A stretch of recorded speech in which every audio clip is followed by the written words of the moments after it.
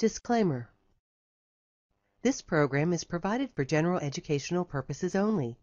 Nothing contained herein is intended to address any specific legal questions, nor is it a substitute for independent legal advice regarding any legal situations. We suggest you consult with your own licensed family law attorney. If you have specific questions about your divorce, schedule a private telephone consultation with California family law attorney Helene Taylor by clicking on the Book Now button found on our website homepage next to the orange telephone. Your legal questions can be answered over the telephone, and appointments are available every week. Preparing a response and request for dissolution of marriage. Family Law Form FL-120. Getting started. Use these instructions if your spouse filed for divorce in California and served you a petition for dissolution of marriage. You and your spouse do not have minor children together. Download California Family Law Form FL-120 and open it in Adobe Acrobat Reader, or, if you are filling out the form by hand, print 2 copies for your use. Creating the caption. 1. In the top left corner of the form, print or type your name, address, and telephone number. Your fax number and email address are optional. 2. Print or type improper next to the words attorney for name. 3. Print or type the name of the county that appears on the petition after the words Superior Court of California, County of. 4. Print or type the court's street address, mailing address, and branch name. If the court's mailing and street address are the same, type or print the word same after mailing address. If the court does not have a branch name, skip this entry. 5. Print or type your spouse's name as it appears on the petition next to the word petitioner. 6. Print or type your name as it appears on the petition next to the word respondent. 7. Place check marks in the boxes that appear after the word response and before the words dissolution of marriage. 8. Print or type your case number under the words case number, exactly as it appears on the petition. Completing the form, page 1. Paragraph 1. If the case was filed in the county where you have lived for the last 3 months, and you have been a resident of California for at least 6 months, place a check mark in the box that appears before the word respondent.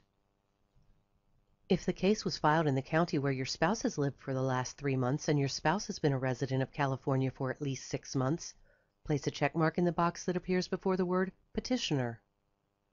Paragraph 2. Sentence 2A. Type or print the date of your marriage. Sentence 2B. Type or print your date of separation. Sentence 2C. Type or print the length of your marriage in years and months. Paragraph 3. Sentence 3A. Place a check mark in box 3A.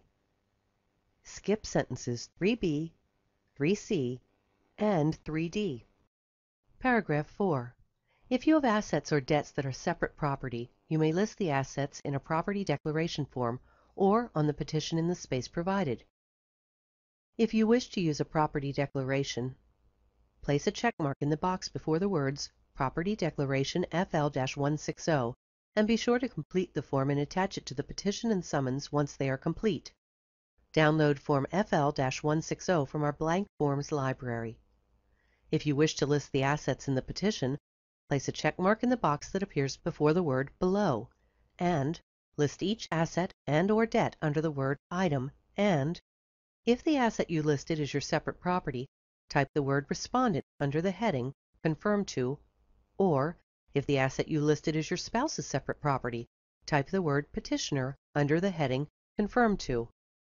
If your assets will not fit in the space provided, place a check mark in the box before the words Attachment 4 and use Form MC-020 to prepare Attachment 4. Download Form MC-020 from our blank forms library. Page 2. Completing the header. If you are using Adobe Acrobat and the box at the top of the page is blank, or if you are filling out the form by hand, type or print your spouse's last and first name inside the top of the box, and your last and first name under your spouse's name. Type or print your case number. Paragraph 5. Sentence 5A. If you and your spouse do not have any community and/or quasi-community property assets and/or debts, place a check mark in the box that appears before the sentence, "There are no such assets or debts." If you and your spouse have community and/or quasi-community property assets and/or debts, skip sentence 5A. Sentence 5B. If you and your spouse have assets and/or debts that are or may be community or quasi-community property, you may list the assets in a property declaration or on the response in the space provided. If you wish to prepare a property declaration, place a check mark in the box that appears before the words Property Declaration FL-160 and fill out the form after the response is complete. Download Form FL-160 from our blank forms library.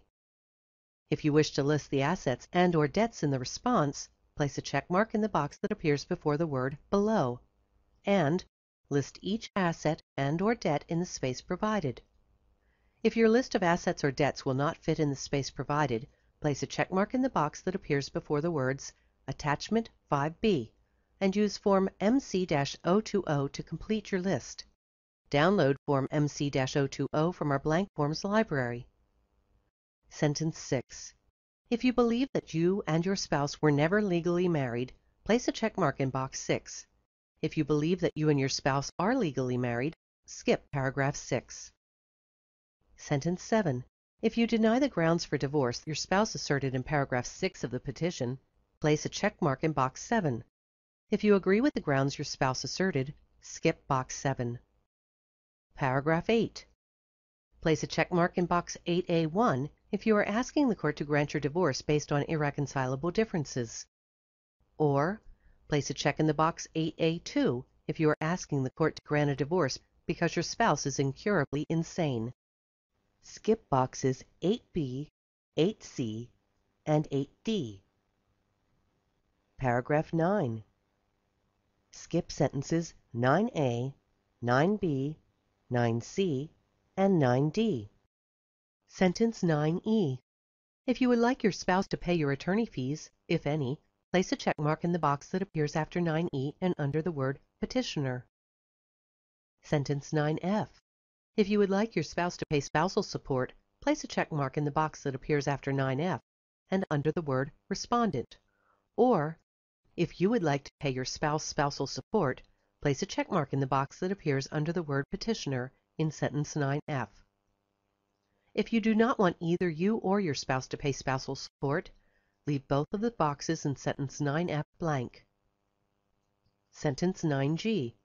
If you do not want to pay spousal support, place a check mark in box 9G. Sentence 9H. Place a check mark in box 9H. Sentence 9I. If you would like to restore your maiden or former name, place a check mark in the box that appears after 9I and type your maiden or former name in the space provided at the end of the sentence.